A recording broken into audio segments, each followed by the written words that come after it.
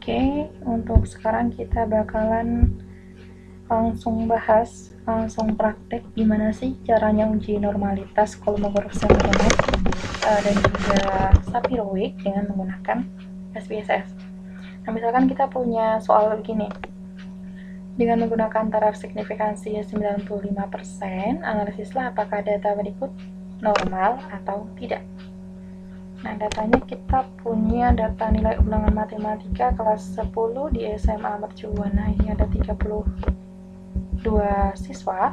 Maka bagaimana sih cara kita untuk menguji normalitasnya dengan menggunakan SPSS? Nah, barusan kan kita bahas terkait uji hipotesis. Nah, saat kita ingin melakukan pengujian, apalagi ini pengujian statistika, maka yang harus kalian susun yang pertama adalah hipotesis. Dalam hal ini, untuk uji normalitas, berarti kan dugaan sementara kita yang pertama ketika mendapatkan data seperti ini, H0-nya adalah datanya normal. Sedangkan H1-nya berarti kebalikan dari distribusi normal, berarti datanya tidak normal. Nah, untuk daerah kritisnya atau daerah penolakan, H0 itu diterima jika signifikansi di Kolmogorov-Smirnovnya maupun Sapir-Whorf lebih dari signifikansi alfa di atas. Jadi di atas tadi bilang 95%, jadi ada sekitar 5%, 5% itu sekitar 0,05, bukan sekitar lagi ya, 5% itu 0,05, jadi nanti H0 bakalan diterima jika signifikansi di Kolmogorov-Smirnov maupun Sapir-Whorf-nya lebih dari 0,05. Oke, langsung aja kita akan uji data ini, apakah data ini normal atau enggak. Kita langsung buka SPSS.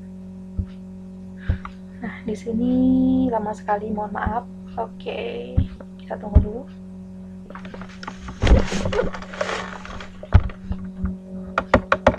Wow.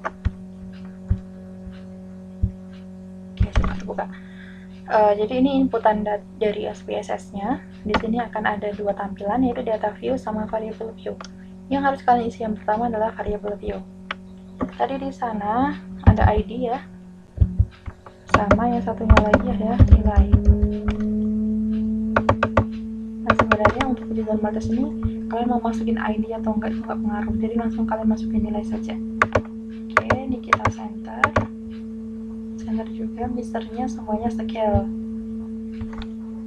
Nah, kalau sudah kalian sudah cuma cukup susun seperti ini saja, name, type, like-nya mau center atau di kanan atau kiri terserah kalian. Kalau misternya itu wajib scale.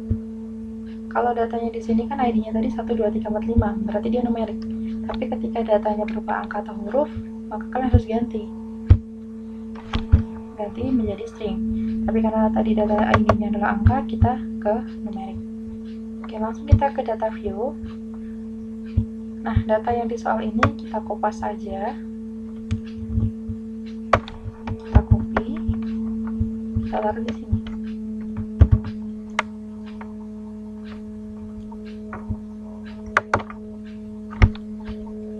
Oke, kalau sudah, yang akan kita uji normalnya adalah yang bagian nilai.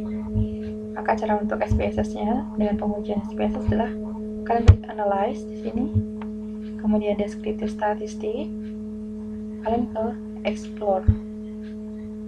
Nah, nilai yang tadi kan yang mau diuji normalisnya kan nilai, kalian pindah ke depend list. Lalu di bagian statistiknya, nah ini confidence interval formula tadi 95% ya, jadi kita nggak perlu ganti, kita continue. Plots-nya yang mau kita uji normalitas, maka normalitas plot with test kita centang di sini. Oke, continue. Oke, nah sekarang akan keluar datanya, kita tunggu outputnya seperti apa.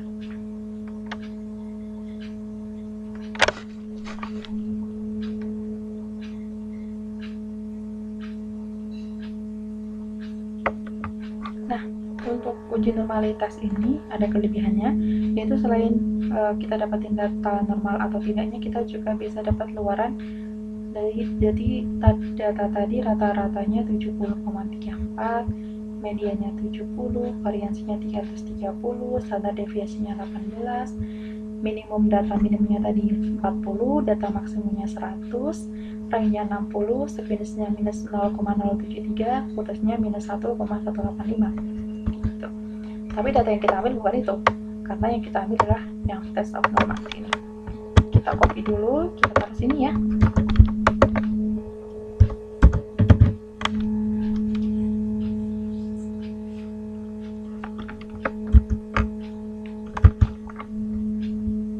Oke, jadi ingat, H0 bisa diterima, artinya data itu dikatakan normal jika signifikansinya, jadi signifikansi di sini di kolom Smirnov maupun Sapirowicz lebih dari signifikansi alfa.